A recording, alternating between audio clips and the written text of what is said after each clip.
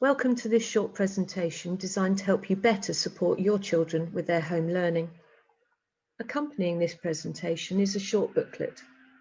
It contains useful advice and guidance on how to support your children. The guidance is intended to be practical and easy to implement. Much of it's common sense and familiar, but sometimes we forget these things in different and trying times such as now. These really are extraordinary times, and everything you can do to support and encourage your children to continue their studies will be making a huge difference. But please be reassured that no one has all the answers and no one gets everything right all of the time.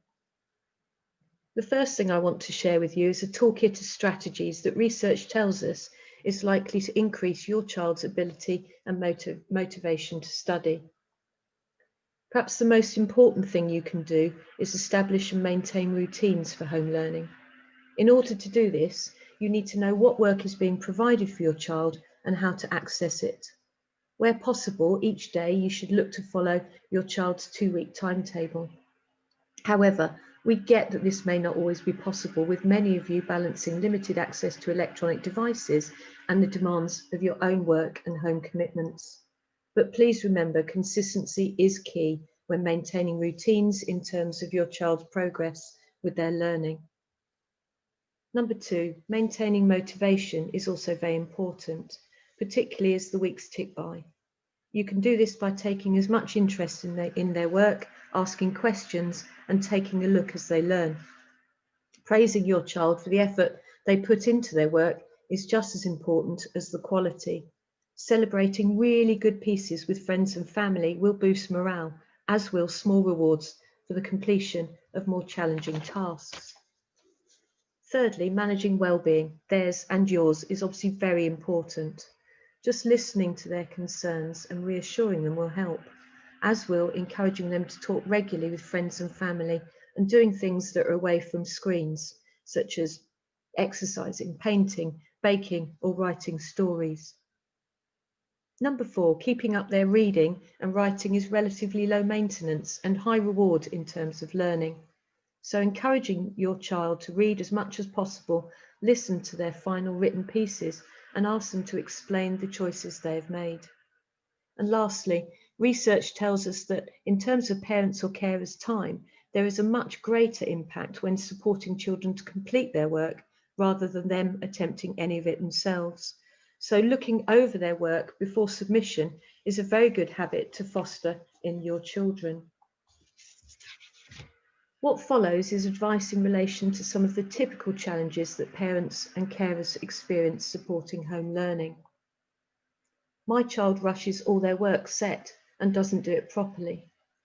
Try to encourage your child to see that it's much better to learn fewer things well rather than a lot of things superficially. Again, a clear daily schedule helps to balance schoolwork and social time. My child finds some of the work set too challenging. Inevitably, with teachers setting work remotely, some will find the work more challenging than others. Going back over previous lessons or asking the teacher or school for help are good ideas. My child gets anxious about the presentation of their work. During these challenging times, teachers are more interested in how well children are learning. Children will make mistakes, and it's okay to cross things out and to change them. Just reassure them, please, that it really doesn't matter. My child finds it hard to sustain focus for long periods of time. Sustaining focus is hard, and that's why at the Morling School, teachers have reduced their lesson time to between 40 to 50 minutes. It's also a good idea to remove all distractions from children whilst they're studying, such as mobile phones. Build in time for playing games and accessing social media within their breaks. My child lacks the motivation to complete any work at the moment.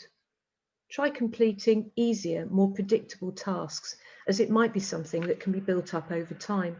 Giving praise, encouragement, and contacting their TA, guidance manager, or head of house will also make a difference. We recognise that some pupils may not be able to access remote education without support from adults at home. To ease the difficulties this may place on families, the SENCO and our team of TAs will endeavour to support pupils with particular needs in a number of ways. Here at the Morning School, we pride ourselves on our core values of being caring, determined and reflective throughout home learning. So if you need to contact the team, please don't hesitate to do so. Similarly, our pastoral team are always on hand to offer advice and support. And finally, there is a great deal of help and support available for families from lots of different organisations and charities. Here's just a selection of some of the resources available for mental health and wellbeing, children with special educational needs and disabilities, and some suggestions for creativity and culture. I'd like to thank you for taking the time to listen to this presentation and do hope you found some of it at least beneficial. Take care and stay safe.